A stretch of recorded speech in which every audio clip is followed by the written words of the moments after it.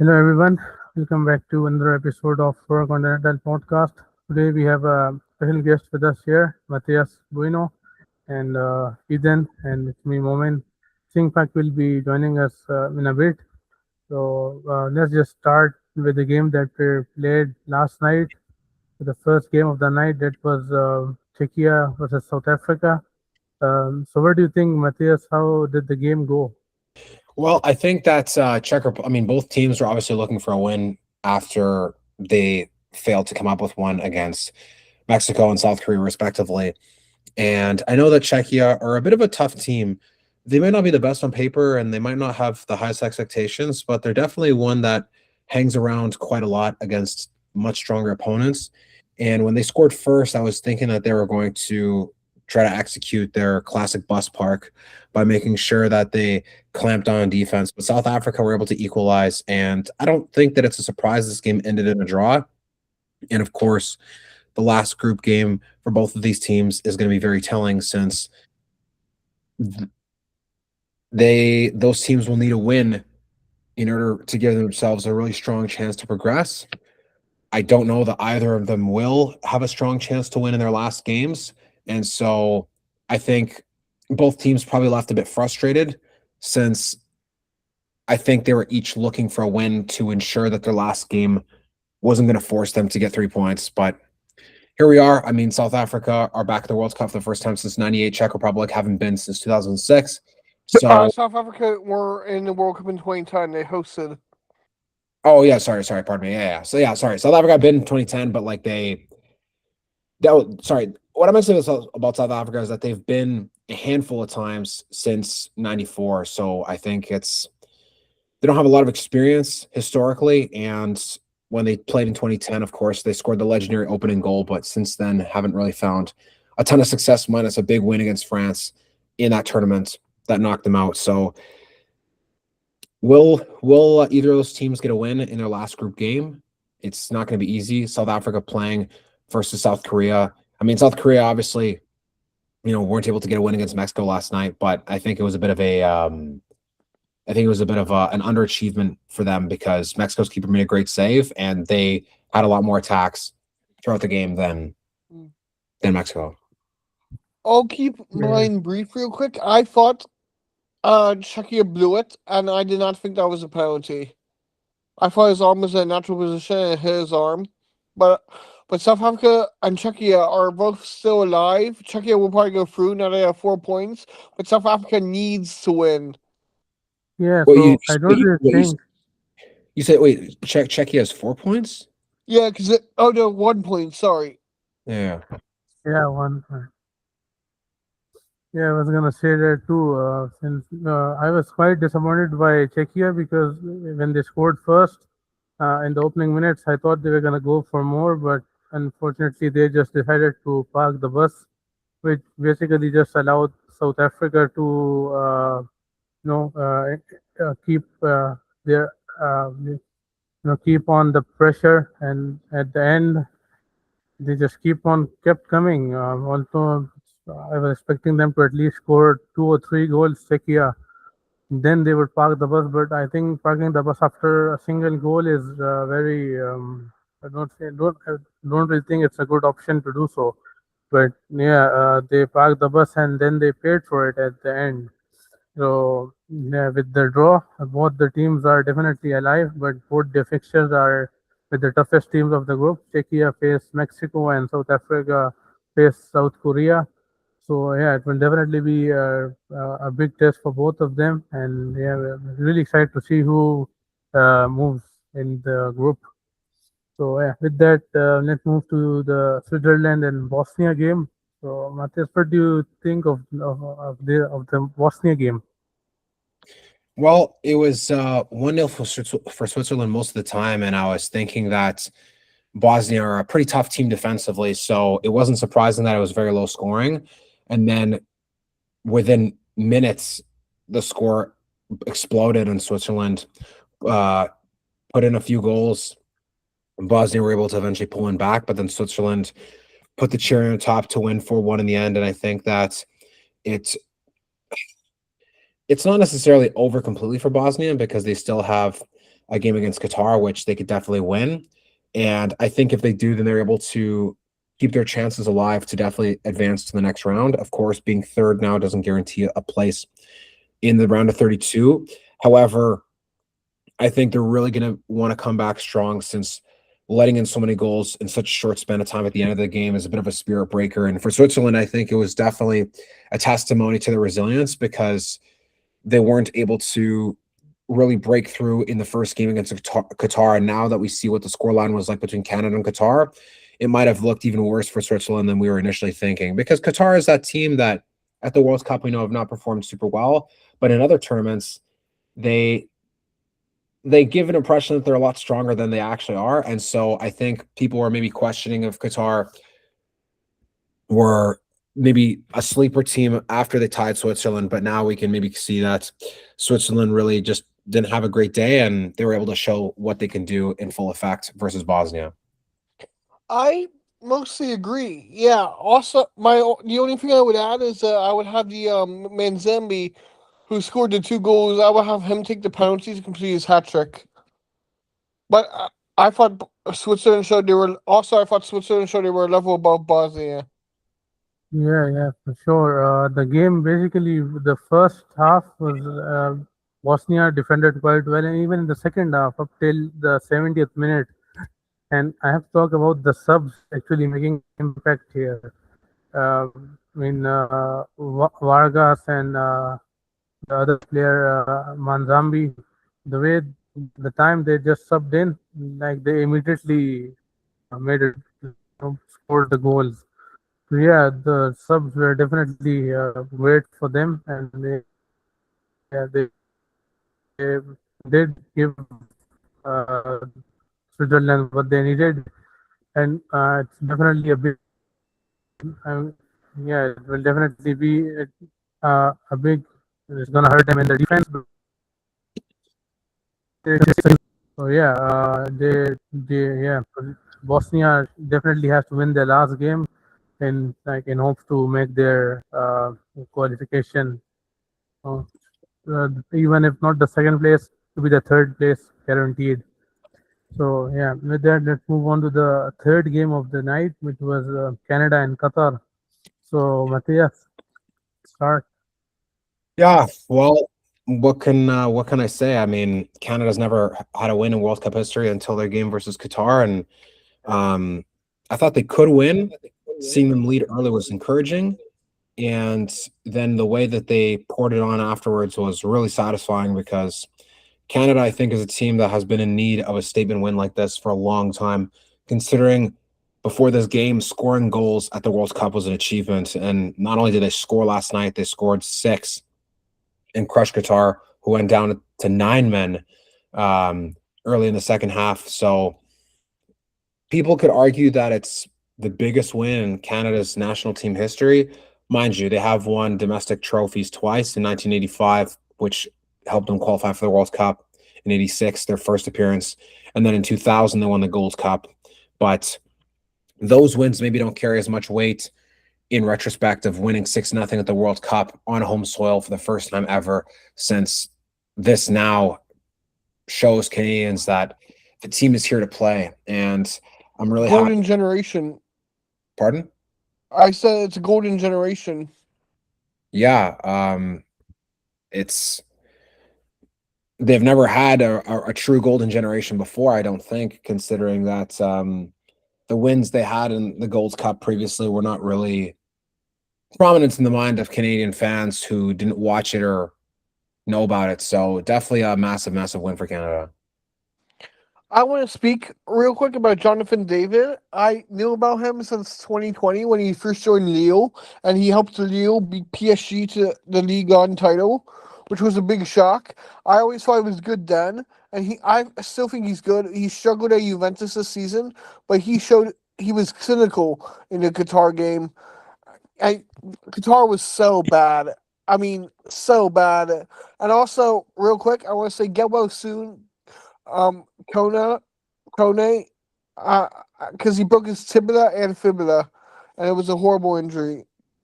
So, and Qatar, should not be allowed back in World Cup. No, I'm just kidding. That's just a joke, but they were that bad. Yeah, I mean, we can't really necessarily rule them out because at the end of the day, they qualified like through their Yeah, I hard was just work. kidding. Yeah. So yeah, it was definitely not so good performance from Qatar considering how well they did against Switzerland, and their keeper wasn't really up to the mark as well. And speaking of Jonathan David, after the Bosnian game performance where we missed rather easy goals, yeah, he definitely stepped it up in this game, and yeah, he's definitely uh, yeah, I'm really excited to see him how he does because he's had really high expectations from the people I know who support Canada. Similar with Alfonso Davies, unfortunately, we couldn't really see him in the opening two games due to an injury. But yeah, when hopefully when he joins, it will be an even a bigger boost to the Canadian side. So yeah, this will be a really interesting team to watch in the next stages. So yeah, let's move to the final game which was played. It was Mexico and Korea. So yeah, let's start with Matias. Yeah, that was an interesting game because I think that both teams could have won, and I didn't think that there was going to be much of a difference. With the way the first half went, I was expecting that South Korea were eventually going to score, but Mexico were able to take advantage of a mistake that South Korea made early in the second half, and they defended well the rest of the way. Especially their goalkeeper. Hats off to him for making an unbelievable save. I watched the replay multiple times, and everyone around me at the watch party couldn't believe how close Korea came to scoring and how quick the reflexes were of the Mexican goalkeeper to keep it out and in the end keep the clean sheet for them to get a full 3 points in advance to the round of 32, the first team to do so. And I think that two big wins under Mexico's belts are a huge statement to them for being on the in the World Cup on home soil for the first time since 1986. And I think that there's still more of the story to tell for Mexico in the coming rounds. Yeah, I agree. And not only do they go to round of 32, they win their group, which is great because they can play other B team next game. Hey, Ochoa, maybe sixth World Cup final appearance because he's gonna retire after the World Cup. So and that be cool. And keeper made a great save for Mexico, and the Korean keeper did not. He spilled it for the goal, which was very, very, very bad. Overall, pretty even game. I predicted 1-0 Mexico and it finished 1-0 Mexico. So yeah, I would say the right team just won barely. But yeah. Yeah, for sure. Korea, both in the first half, it was an even game. Although in the whole 90 minutes, Mexico had more shots on target than Korea Republic. So definitely says a lot despite the Korean keeper making a mistake. He definitely saved Korea from conceding more. And similarly for the Mexican keeper, that the header that he saved, yeah, he's that. That's basically what made them qualify to the round of 32 because first he saved the header and then he made another save. Yeah, it was great keeping from the Mexican keeper. Yeah, also a very even game as everyone expected. But I predicted that Korea Republic win here because I thought that Hyung Min Son might actually step up this game, but he's been pretty all right this World Cup. Like he hasn't had like a you can say a good World Cup so far because he's yet to score a goal. So I hope that changes for him in the last game of the group stage because I really like him to do well. So yeah, these were the games that were played last night. So let's move on to the game that will be played tonight, starting off with USA and Australia. So Matthias, what do you think the game's gonna go and what will the final score be? Ooh, this is going to be. I think both teams will definitely get goals in this. Now, who will win? That's a big question because USA dominated Paraguay, Australia were able to dominate Turkey, And now I think this is going to be the game which will decide who's going to win the group. And hmm, I feel like USA has a slight advantage in this game, and I think they take it 2-1.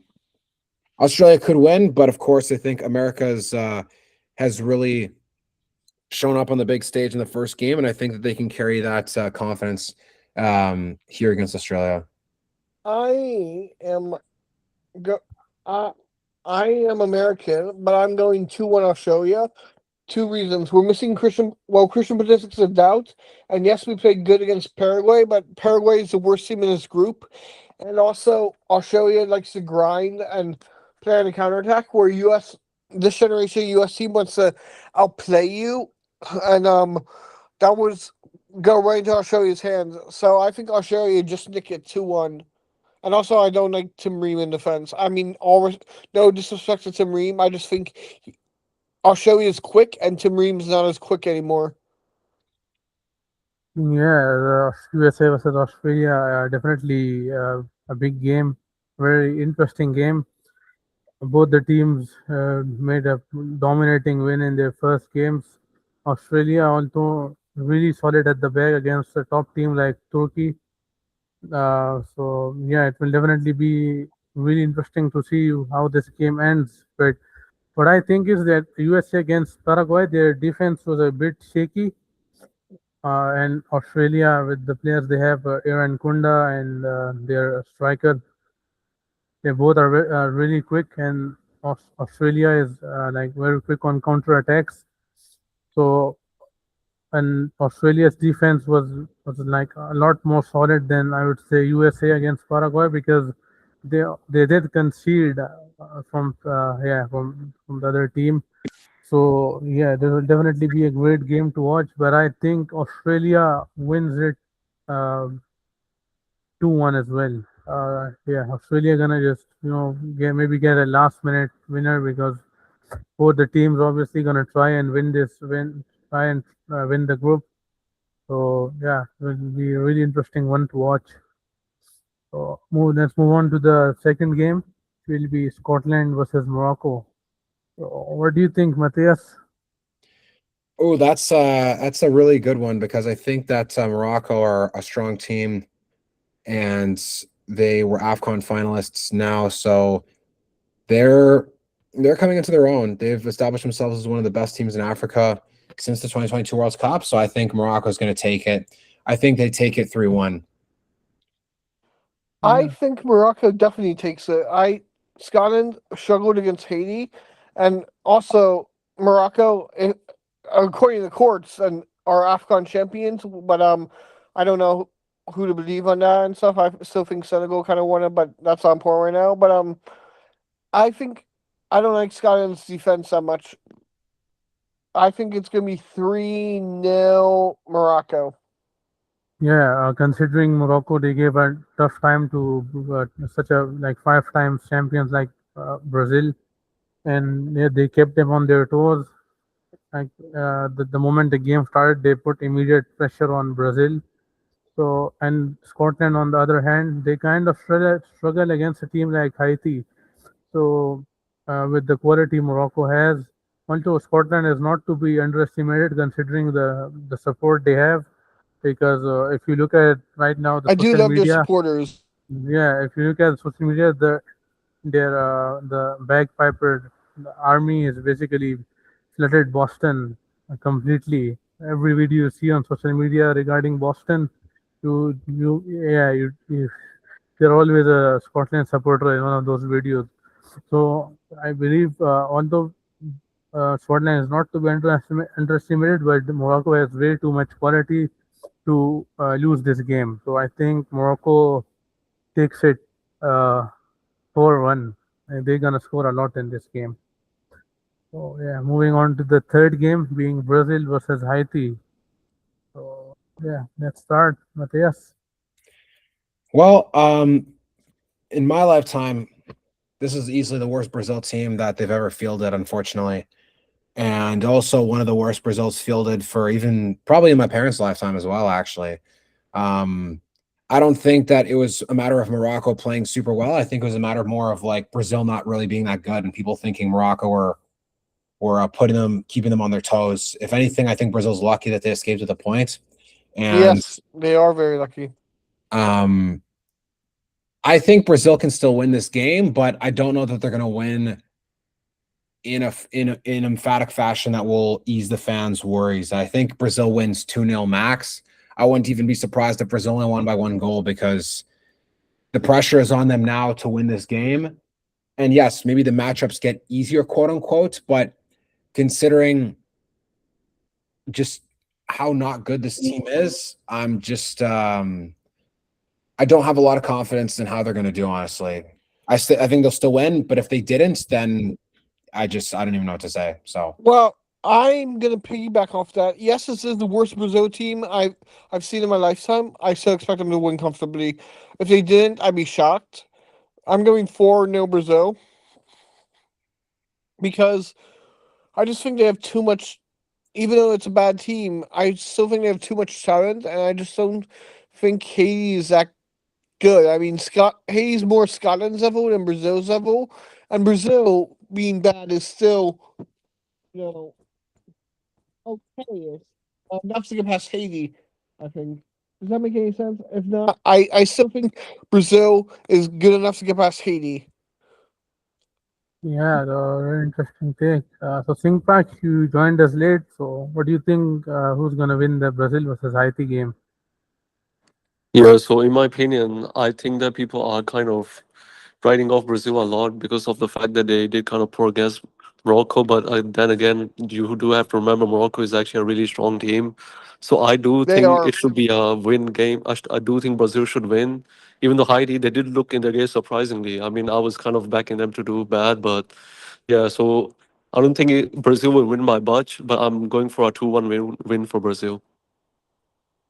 Yeah, definitely. Very interesting takes. Considering Haiti did give a tough time to Scotland, but even if this Brazil's arguably worst squad in years, it's still levels above Haiti, and everyone will be expecting Brazil to do a dominating win here.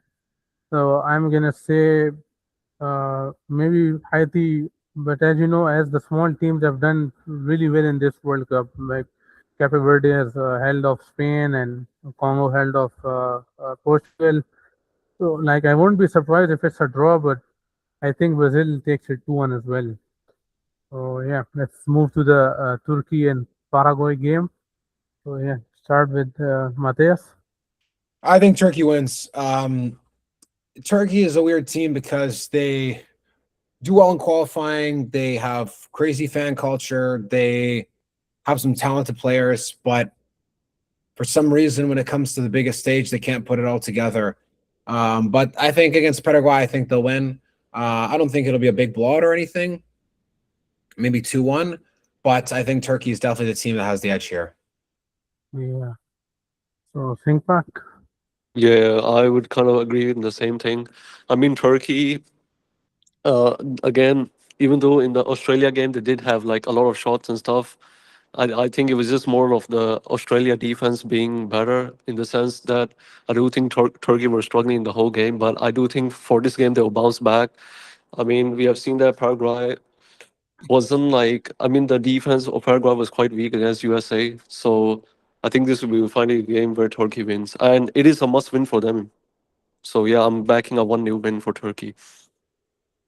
Yeah, sure. Paraguay in their game against USA, they had a lot of spaces in their defense in their midfield, which the US could take advantage of.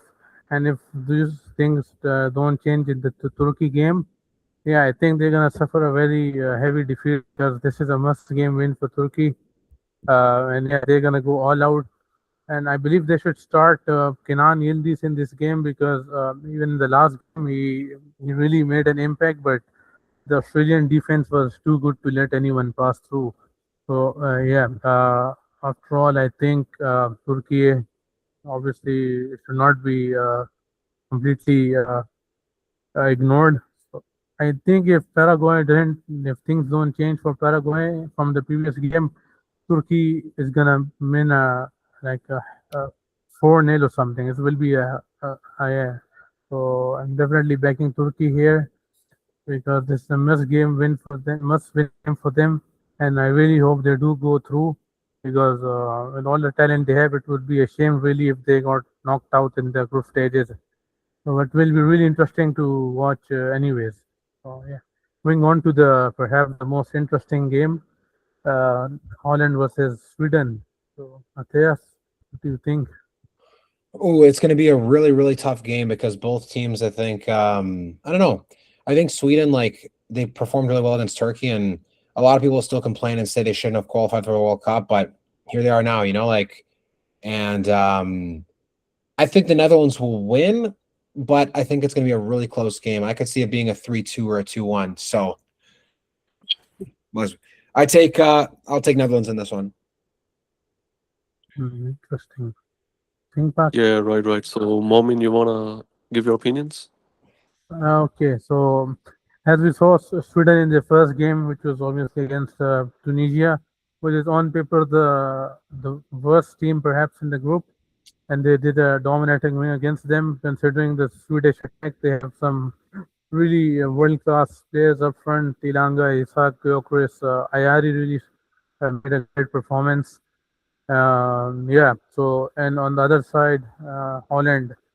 They did drew with Japan 2-2, but after all, it's Japan, and they really, if we look at their previous World Cups, they have knocked out some big heavyweights in the game. So we will not fight the Netherlands off here, but I won't be surprised if Sweden, actually beat Holland here.